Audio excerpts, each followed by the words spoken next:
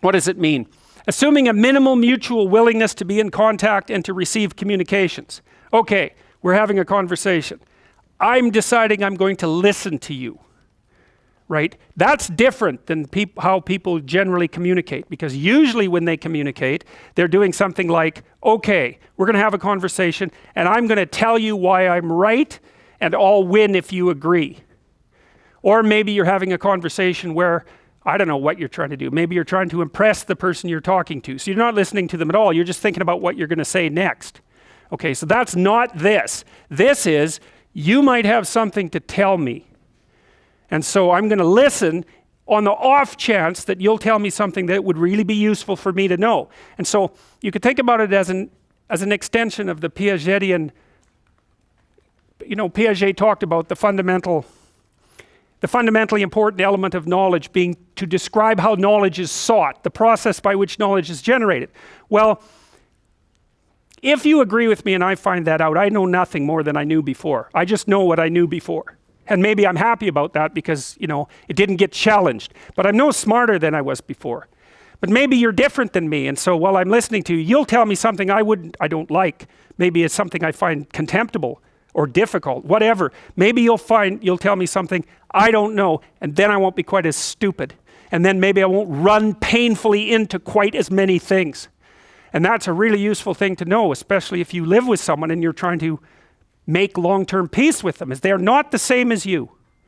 And their way they look at the world and the facts that they pull out of the world aren't the same as your facts. And even though you're going to be overwhelmed with the proclivity to demonstrate that you're right, it is the case that two brains are better than one. And so maybe 9 of the 10 things they tell you are dispensable, or maybe even 49 out of 50, but one thing, all you need to get out of the damn conversation is one thing you don't know. And one of the things that's very cool about a good psychotherapeutic session is that the whole conversation is like that. All you're doing is trying to express the truth of the situation as clearly as possible. That's it. And so now Roger's proposition, and I'll tell you why he derived it, was that if you have a conversation like that with someone, it will make both of you better. It'll make both of you psychologically healthier. So there's an implicit presupposition that the exchange of truth is curative.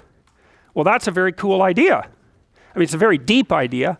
I think it's the most profound idea. It's the idea upon which Western civilization, although not only Western civilization, is actually predicated. The idea that truth produces health. But for Rogers, that was the entire purpose of the Psychotherapeutic Alliance. You come to see me because you want to be better. You don't even know what that means necessarily, neither do I. We're going to figure that out together. But you come and you say, look, things are not acceptable to me, and maybe there's something I could do about that. So that's the minimal precondition to engage in therapy. Something's wrong, you're willing to talk about it truthfully, and you want it to be better. Without that, the therapeutic relationship does not get off the ground. And so then you might ask, well, what relationships are therapeutic? And the answer to that would be, if you have a real relationship, it's therapeutic. If it isn't, what you have is not a relationship. God only knows what you have. You're a slave, they're a tyrant, you're both butting heads with one another. It's a primate dominance hierarchy dispute. Oh, I don't know, you're like 2 cats in a barrel, or 2 people with their hands around each other's throats. But what you have is not a relationship. So, all right. We may say that the greater the communicated congruence of experience, awareness, and behavior on the part of one individual, that's a reference to the same idea that I was describing with regards to Jung. So let's say you come and talk to me and you want things to go well. Well, I'm going to have to more or less be one thing, because if I'm all over the place, you can't trust any continuity in what I say. There's no reason for you to believe that I'm capable of actually telling you, I'm capable of expressing anything that's true. So the truth is something that emerges as a consequence of getting yourself lined up and beating all the, what would you call, all the impurities out of your soul, for lack of a better word. You have to be integrated for that to happen, and you do that at least in part by wanting to tell the truth. The more the ensuing relationship will involve a tendency towards reciprocal communication with the same qualities. So one of the things, I've been quite influenced by Rogers, one of the things I try to do in my therapeutic sessions is first of all to listen, to really listen. And then while I listen, I watch, and while I'm listening, things will happen in my head. You know, maybe I'll get a little image of something, or I'll get a thought or a question will emerge, and then I'll just tell the person what that is. But it's sort of directionless, you know, it's not like I have a goal, except that we're trying to make things better. I'm on the side of the person, I'm on the side of the part of the person that wants things to be better, not worse. And so then those parts of us have a dialogue, and the consequence of that dialogue is that certain things take place, and then I'll just tell the person what happened. And it isn't that I'm right. That's not the point. The point is that they get to have an hour where someone actually tells them what they think. Here's the impact you're having on me. You know, this is making me angry. This is making me happy. This is really interesting. This reminds me of something that you said an hour ago that I don't quite understand. And the whole point is not for either person to make the proposition or convince the other that their position is correct, but merely to have an exchange of experience about how things are set up. And it's extraordinarily useful for people because it's often difficult for anyone to find anyone to talk to that will actually listen. And so another thing that's really strange about this listening is that if you listen to people, they will tell you the weirdest bloody things so fast you just cannot believe it. So if you're having a conversation with someone and it's dull, it's because you're stupid. That's why. You're not listening to them properly because they're weird. They're like wombats or albatrosses or rhinoceroses or something. Like they're strange creatures. And so if you were actually communicating with them and they were telling you how weird they really are, it would be anything but boring. So, and you can ask questions. That's a really good way of listening. But, you know, one of Roger's points is, well, you have to be oriented properly in order to listen. And the orientation has to be, look, what I want out of this conversation is that the place we both end up is better than the place we left. That's it. That's what I'm after. And if you're not after that, you got to think, why the hell wouldn't you be after that? What could you possibly be after that would be better than that?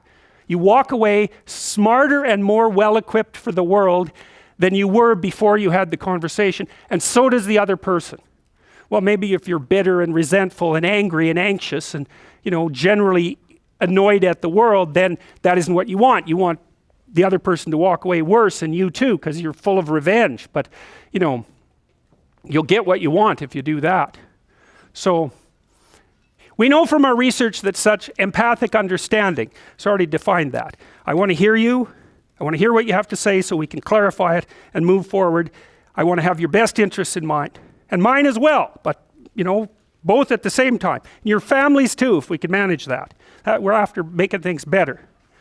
We know from our research that such empathic understanding with a person, not about him, is such an effective approach that it can bring about major changes in personality.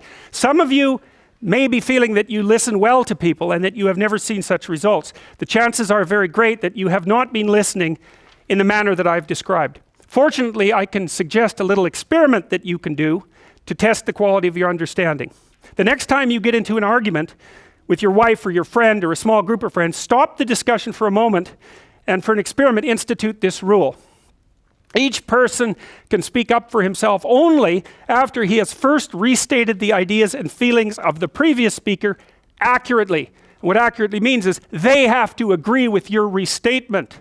Now that's an annoying thing to do, because if someone is talking to you and you disagree with them, the first thing you want to do is take their argument, make the stupidest possible thing out of it that you can, that's the straw man, and then demolish it.